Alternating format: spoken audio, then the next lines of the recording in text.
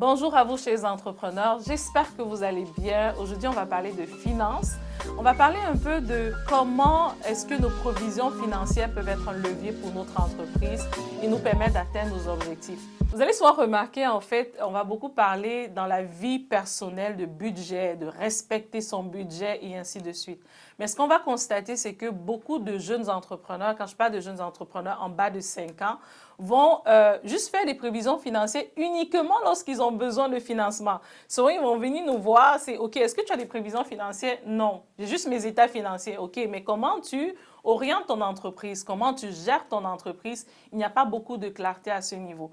Aujourd'hui, j'aimerais vraiment que vous puissiez prendre conscience que les prévisions financières ne sont pas seulement un outil où on a besoin de financement, mais c'est un outil aussi qui peut propulser votre entreprise et vous aider à aller beaucoup plus loin.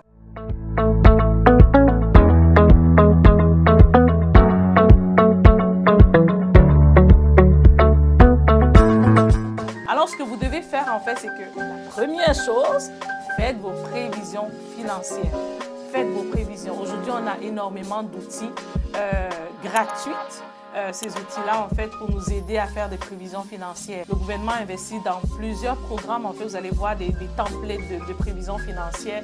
Utilisez, prenez d'abord le temps d'établir vos prévisions.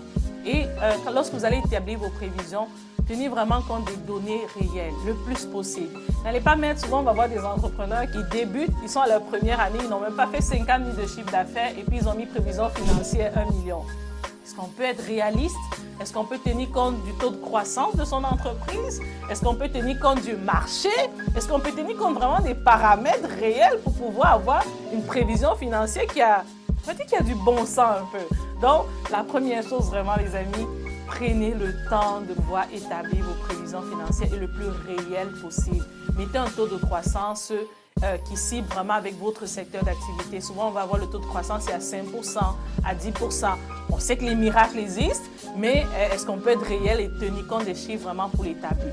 Deuxième chose que vous allez faire, c'est que lorsque vous avez établi vos prévisions financières, vous allez faire quelque chose d'assez important. Vous allez vous donner pour objectif dans votre compagnie et vous pouvez même traduire ces prévisions financières en passant dans les systèmes automatiques que je ne vais pas citer ici. Là, on a des outils automatiques de gestion financière. Donc, vous pouvez prendre ces prévisions, aller maintenant les retranscrire dans ces systèmes-là pour aider en termes de gestion. Maintenant, ce que vous allez faire comme si vous étiez déjà une grosse entreprise ou un ministère ou un pays, parce que c'est comme ça que les grands ministères ou les grosses entreprises fonctionnent.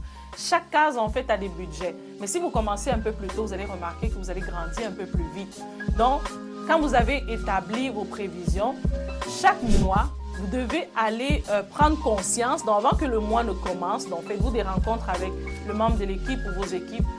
Voilà ce qu'on a comme objectif, c'est bien, mais voilà aussi ce qu'on a comme objectif financier, pas seulement en termes de revenus, mais aussi en termes de dépenses. Au niveau du marketing, on a prévu 5 000 $ ce mois-ci.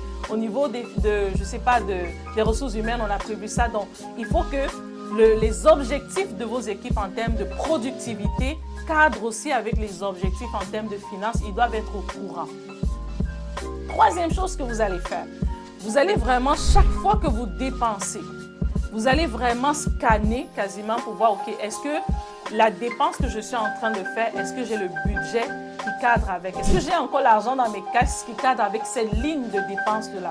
Et sûrement, certains vont dire, oui, mais on n'est pas une grosse entreprise, Bernadette, ça fait 3 ans qu'on exerce. Si vous prenez ces habitudes-là, en 5 ans, vous allez être émerveillé des résultats que vous aurez. Donc, vous devez vraiment vous assurer que les lignes de dépenses sont respectées, comme les lignes de revenus, et vous travaillez vraiment à ce niveau-là. Parce que ce qu'il faut savoir, c'est que la santé d'une entreprise se reflète par la santé de ses finances. Pour savoir si une entreprise va bien, on a juste à demander, est-ce que tu peux me passer tes états financiers? Ça nous donne une image réelle de l'entreprise. Donc, vous ne pouvez pas dire que votre entreprise va bien si au niveau des finances, en fait, ça ne fonctionne pas. Donc, vous devez absolument mettre cette routine-là de chaque fois que je veux maintenant dépenser, je me demande, est-ce que j'ai le budget dans cette ligne de dépenses-là, dans mes prévisions qui me permettent de faire cette dépense-là? Ce qui est caché en arrière, les amis, et ça c'est important.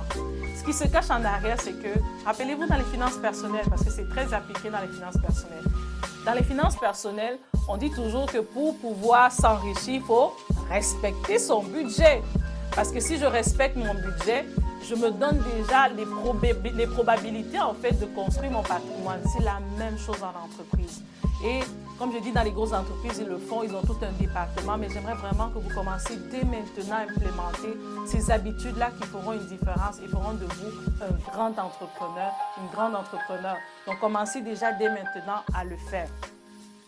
Lorsque vous respectez ces dimensions-là, la quatrième chose que vous pouvez faire, c'est que trouvez-vous une personne interne si vous êtes une entreprise de 2, 3 personnes, 4 personnes ou une personne externe même.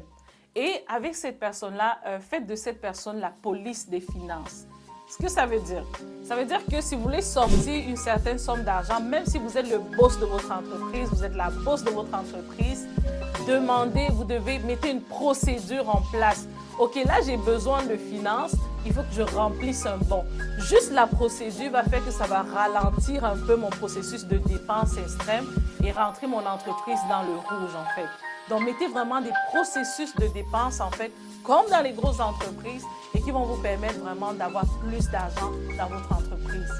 Ce que vous devez retenir, c'est qu'une entreprise qui croît, ce n'est pas seulement une entreprise qui fait des revenus. Ça ne veut pas dire grand-chose. Ça veut dire des choses, ça veut dire que l'entreprise, il y a un besoin qui est rempli. Mais une entreprise qui est viable, c'est une entreprise qui génère des profits. Donc, à chaque fois, vous devez vraiment vous demander, est-ce que notre entreprise génère des profits? C'est la cible. Ce n'est pas seulement de se demander, est-ce qu'on fait des ventes en fait? Les ventes, ça ne suffit pas. Est-ce que vous générez des profits?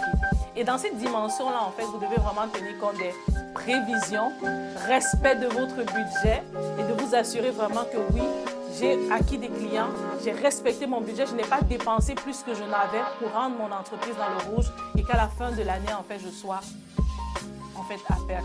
Donc, retenez ça, mettez ça en application, commencez par petits pas et vous allez voir à quel point ça va avoir un impact sur votre entreprise. Donc, c'était Bernadette, stratège d'affaires. Merci.